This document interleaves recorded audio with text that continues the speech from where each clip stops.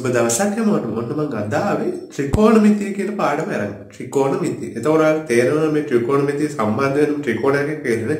හැබැයි මේක අනිවාර්යෙන් ත්‍රිකෝණමිතිය දාන්න ඒ ත්‍රිකෝණ ඍජුකෝණ ත්‍රිකෝණයක් වෙනවා. එතකොට මේ ඍජුකෝණ ත්‍රිකෝණය අපි කලින් පාඩමෙන් කතා කරා පයිතගරස් ප්‍රමේයනේ. එතකොට ඒ පයිතගරස් ප්‍රමේය දාන්න පුළුවන් ඍජුකෝණ ත්‍රිකෝණ වල විතරයි. හරි. එහෙනම් අපි දැන් කතා කරමු මේ ත්‍රිකෝණමිතිය මොකක්ද කරන්නේ කියලා. හරි. එතකොට මේ ත්‍රිකෝණමිතිය කරන්නේ මෙන්න මේ ඍජුකෝණ ත්‍රිකෝණයට sin cos tan කියලා අනුපාත වර්ගයක් තියෙනවා. හරිද? අන්නේ අනුපාත දාලා කෝණවල දිගවල් පාදවල කෝණ වගේ ඒවා හොයන එක තමයි මේ ත්‍රිකෝණමිතියෙන් කරන්නේ. හරිද? එහෙනම් අපි බලමු මෙහෙම එකක්. මෙන්න මේ වගේම ත්‍රිකෝණයක් අඳ ගන්නවා. දැන් මෙතන කොහොමද අංශ ගන්නවා. හරිද? ඊට පස්සේ මේක අප්ලෝඩ් කරගන්න A B C කියලා. හරි. එතකොට මම දැන් මේ ත්‍රිකෝණ කෝණයක් තෝරගන්න. හරිද? කෝණය. දැන් මම මෙතන කෝණය කියලා හිතන්න මේක සිම්පල් x කියලා මම තෝරගන්න. හරි. මේ සිම්පල් x අනුව මෙන්න මේ ත්‍රිකෝණය අපිට බද්ධ පාදේ සම්මුඛ පාදේ තෝරගන්න ඕනේ. හරිද? එතකොට මේ පාදෙද සම්බන්ධලා තියෙන පාදේ කර්ණය නොවන පාදේ. අන්න ඒකට තමයි කියන්නේ බද්ධ පාදේ. හරි. එතකොට මෙන්න මේ කෝණේ ඉඳන් බලපුවම ඉස්සරහට පේන පාදේ කර්ණය නොවන පාදේ. අන්න ඒකට තමයි කියන්නේ සම්මුඛ පාදේ. හරිද? හරි. මේ කොටස් දෙක වලට තේරෙනවද? බද්ධ පාදේ සම්මුඛ පාදේ මොනවද කියලා තේරෙනවා. හරි. ඊට පස්සේ අපි අනුපාත ගන්න එක. හරිද? මම මේ වගේ තව ඍජුකෝණ ත්‍රිකෝණයක් අඳ ගන්නවා. එතකොට මම මේකට පොඩ්ඩක් වෙනස් කරන්න අඳ ගන්නවා. නැත්නම් ඔයාලා මේකම කියලා හිතයි. මම මෙතන කෝණය ගන්නවා සිම්පල් y කියලා. එතකොට මෙතනම මේක PQR ත්‍රිකෝණය කියලා ගන්නවා. හරිද? හරි. වලින් මම sin අනුපාත ගන්න කොහොමද කියලා කියන්න. sin y මෙන්න මේ කෝණයගේ දැන් මෙතන මම θ කියලා ගන්නවා. ඔයාලා කෝණ θ වලින් දානකොද? හරි. එතකොට sin θ ගන්නේ කොහොමද කියලා ඔයාලට කියලා දෙන්න. sin θ. sin θ ගන්නේ මේ කෝණයට සම්මුඛව තියෙන පාදේ. අන්න ඒක සම්මුඛ පාදේ බෙදනවා කර්ණයෙන්. එතකොට කර්ණයෙන් කොයි වෙලාවකත් වෙනස් වෙන්නේ කෝණය අනුව. සම්මුඛ පාද බද්ධ පාද තමයි වෙනස් වෙන්නේ කෝණය අනුව. හරිද? එහෙනම් θ අනුව තමයි මේ සම්මුඛ පාදේ තෝරගන්නේ. හරිද? සම්මුඛ පාද මොකද්ද? බලන්න මේ රූපේ PQ නේ. PQ කර්ණය PR. හරි. එතකොට sin θ සමානයි PQ බෙදීම PR. හරිද? දැන් අපි cos අනුපාත ගමු. cos θ. එතකොට cos θ එන්නේ බද්ධ පාදයේ මේ කෝණයට අනුව බද්ධ පාදයේ බෙදනවා කර්ණය. හරි. එතකොට මම කියන කර්ණය කොහොමද වෙනස් වෙන්නේ? බද්ධ පාදයේ සම්මුඛ පාදය තමයි කෝණයට අනුව වෙනස් වෙන්නේ. බලන්න මේ t කරන බද්ධ පාදේ QR නේ. කර්ණය PR. එතකොට cos θ සමානයි QR බෙදීම PR. හරි. දැන් අපි tan θ ගමු. tan θ. එතකොට tan θ එන්නේ සම්මුඛ පාද බෙදන්න ඕන බද්ධ පාද. සම්මුඛ පාද බෙදීම බද්ධ පාද. සම්මුඛ පාද බෙදීම බද්ධ පාදේ.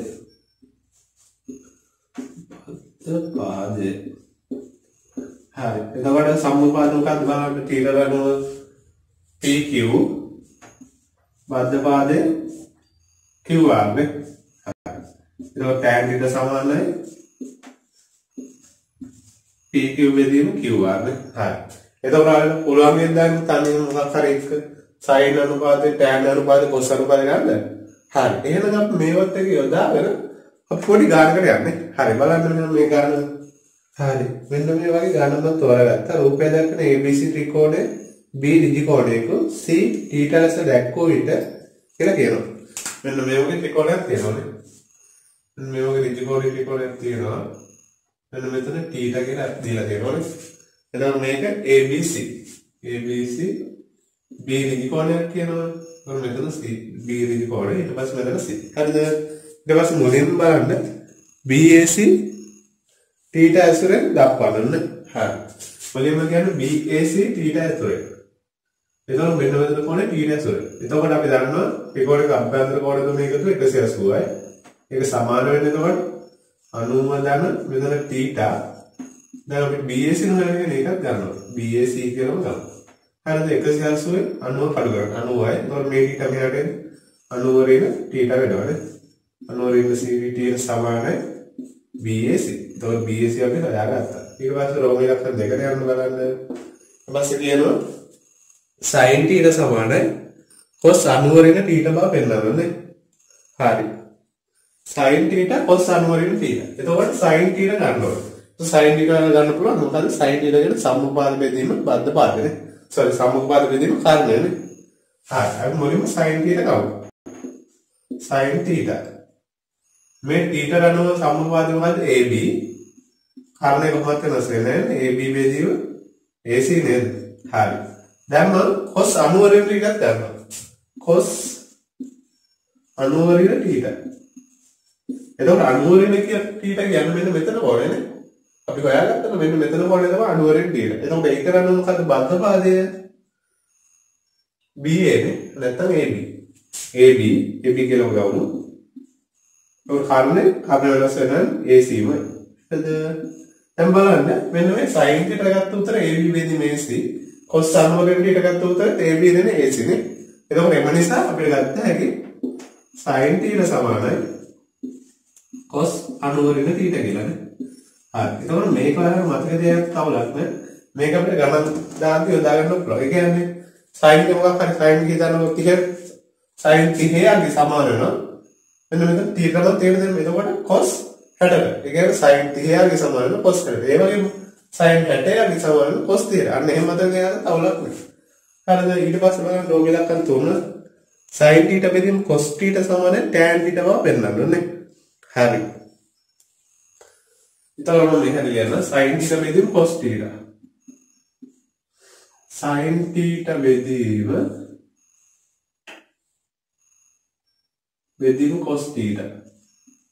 හරි. මම මේක මුලින්ම අගයන් ආදේශ කරා. sin θ මොකද්ද? AB බෙදීම AC. එතකොට මේ බෙදීම කියන එක මම දීර්ඝ බෙදීමක් කියන්නේ මෙහෙම එකක් ලියාගන්න. හරිද? ඊට පස්සේ cos θ. cos θ ගන්න ගමන් බද්ධ පාද බෙදීම කාරණා. ඒ කියන්නේ BC බෙදීම AC නේ. BC බෙදීම AC. හරි.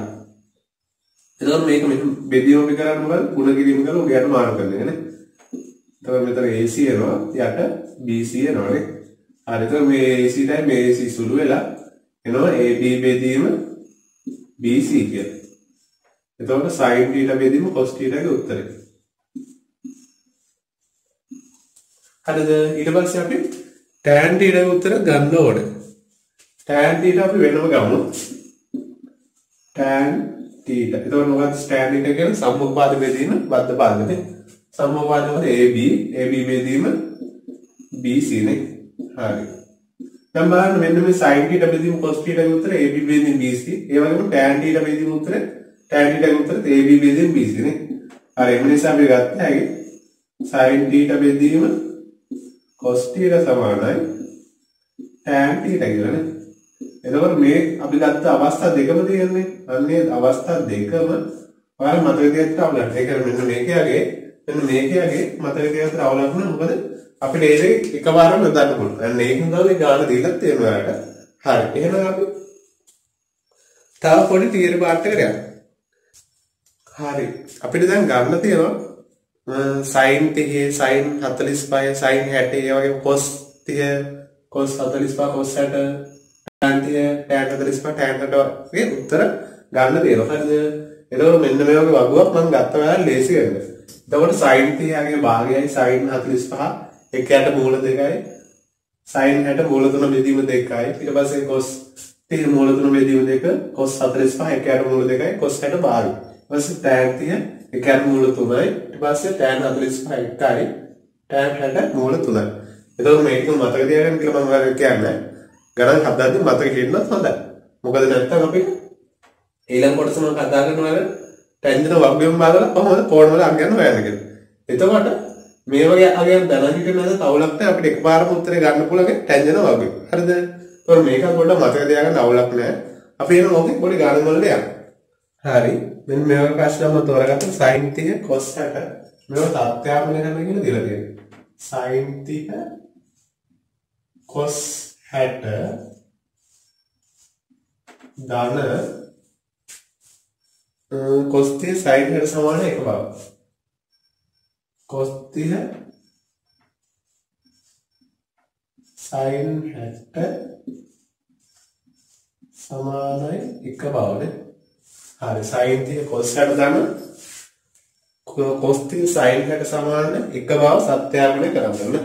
හරි. එතකොට අපි මුලින්ම මේක ඔයාලා සත්‍යාපනය කරද්දී වම් පැත්තේ දකුණු පැත්තේ තෝරගන්න ඕනේ. එතකොට දකුණු පැත්තේ තියෙන එහා පැත්ත වම් පැත්තේ තියෙන මේ පැත්ත මොනවා මුලින්ම වම් පැත්ත සමානයි කියලා ගන්නවා. ඒක වම් පැත්ත සමානයි කියලා ගත්තොත් එන්න මොන sin 30 cos 60 ධන cos 30 sin 60 නේ. හරි. එතකොට අපි මෙන්න මේ වර්ගමූල නැකුව නැත්නම් මෙන්න මේකේ අගයන් ටික අපිට ඕන වෙන මේක ඉස්සරහට අරගෙන. එතකොට sin 30 අගය බලන්න භාගයනේ.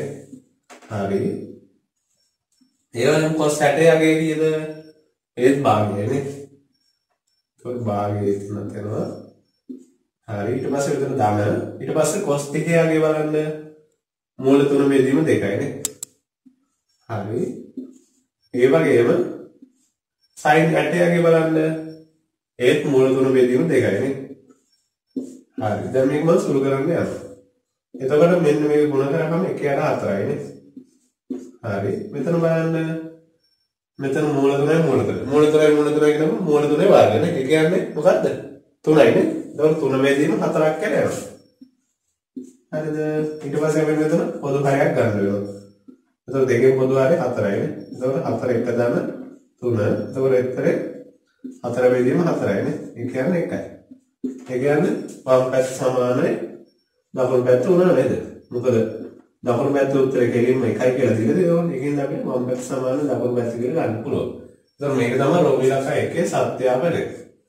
එහෙනම් අපි රෝමී ඉලක්ක 2ට යමු. බලන්න මේකේ තියෙන කොහොමද කියලා. මම මේක මතා ගන්න ඕනේ.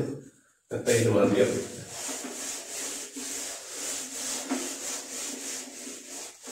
ඒක තියෙන මෙහෙමද? cos 30 cos 60 cos 30 cos 60 cos 30 cos 60 ऋण sin 60 sin 30 ऋण sin 60 sin 30 සමානයි බිඳුව වල. හරි. එතකොට මේ සත්‍යයන් වෙන කරන්නේ cos 30 cos 60 ऋण sin 60 sin 30. හරි.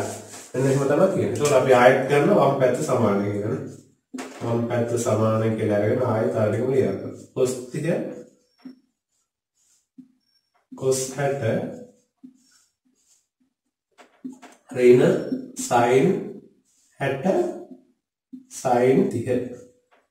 එතකොට මෙතන මේ දෙක අතර වැඩි ගුණ කිරීමක් තියෙනවා කියලා මතක තියාගන්න. එතකොට cos 30 අගය අපි බලන අරකේ මූල තුන බෙදීම 2යි. ඒ වගේම cos 60 උත්තරේ භාගයයි. sin 60 උත්තරේ මොකක්ද sin 60 උත්තරේ මූල තුන බෙදීම 2යිනේ. හරි. sin 30 උත්තරේ භාගයයිනේ. හරි. දැන් මේක සුළු කරත් යන්නේ මූල තුන බෙදීම 4යි මෙතන ඉන්නවා. ඍණ මෙතන තියෙන මූල තුන බෙදීම 4යිනේ. ඒ මූල තුන බෙදීම 4 මූල තුන බෙදීම 4 3යිනේ. එතකොට වම් පැත්ත සමානයි දකුණු පැත්ත උනා නේද? මේක තමයි සත්‍යාපනය කරලා ගන්න කියලා කියන්නේ. හරි. එහෙනම් ඔය මේ වගේ සත්‍යාපනය දුරුත් කරගන්න පුළුවන් දානෙම. එහෙනම් අපි තව කොටසකට යමු. ඒකම රචනා ප්‍රශ්නයක් විතර තෝරගන්න. හරිද? බලන්න රචනා ප්‍රශ්න කොහොමද තියෙන්නේ කියලා. මෙන්න මෙහෙම තියෙනවා. ABCD රචනා ප්‍රශ්න ගැන කෙටි එකක්. ABCD ඍජු කෝණාශ්‍රයේ BC පාදය 12 cm වේ නම් විකර්ණයේ දිග හොයන්න. හරි. ABCD ඍජු කෝණාශ්‍රය. මෙන්න මේ වගේ ඍජු කෝණාශ්‍රයක් තියෙනවා. හරි. එතකොට ABCD ඊට පස්සේ මේකේ කර්ණයක තන්ද දෙනවනේ. මේ වගේ හරි. එතකොට මෙතන ආයුෂ එක 30ක් කියලා දීලා තියෙනවා. හරි බලන්න මොකද කියන්නේ කියලා. ABC ත්‍රිවිධාංශයේ BC පාදය 12 cm නම් විකර්ණය දිග හොයන්න ඕනේ. BC 12යි නම් විකර්ණය කියන්නේ AC නේ. හරි. එතකොට බලන්න මේ අංශක 30කට මේ 12ක් කියලා දෙන්න මොකක්ද? සම්මුඛ පාද නේද? සම්මුඛ පාද නේ. හරි. එහෙනම් අපිට ගන්න වෙන්නේ අනිවාර්යෙන් සම්මුඛ පාද සමාන වෙලාද sin අනුපාත නේ. හරි. එතකොට අපි sin 30ට සූත්‍රය දෙමු. sin 30ට. sin 30 මොකද්ද ලියුවොත් වෙන්නේ? BC බෙදීම කර්ණය. ඒ කියන්නේ AC. හරි. sin 30 අගේ අපි දන්නවනේ. බලන්න භාගයයි. භාගය සමානයි අපි BC ගාගෙන ගන්නවා 12යි කියලා. දැන් අපිට AC ගාගෙන තමයි ගන්න තියෙන්නේ. එතකොට මොකද කරන්නේ? AC ගාක් ගන්න මේක අපි හරස් ගුණිතයක් දානවා. එතකොට AC වරක් එක එනවා. ඊට පස්සේ දෙවරක් 12 ගෙන එනවා. එතකොට AC සමානයි 24ක් සෙන්ටිමීටර කියලා තමයි එන්නේ. මේක අපිට ලේසිම ගාන මෙන්න මේ අනුපාත පාවිච්චි කරලා හදන්න තියෙනවා. හරිද? එතකොට මේ වගුව තියෙන්නේ අපිට ලේසි ටැන්ජන මේ ලඝුපදයෙන් තියෙන මේ සයින් වර්ගයන්නේ හොයන්නේ. අන්න මේක බලන්න ඕනේ නැහැ. අපිට මේක තියෙන්නේ නේද? හැබැයි විභාගෙට අවුලක් නෑ. ඔයාලට ඒ පොත බලලා ඔයාලට කෝණ හොයාගන්න පුළුවන් sin cos අනුපාත tan අනුපාත ඕන එකක් හොයාගන්න පුළුවන්. එහෙනම් මම හිතනවා මේ කොටස ඔයාලට තේරෙනවා කියලා. අපි ඊළඟ කොටසෙන් බලමු. මම කිව්වා වර්ගයෙන් ඔයාලා කෝණ හොයාගන්න හොයන්නේ කොහොමද කියලා. එතකන් සුබ දවසක්.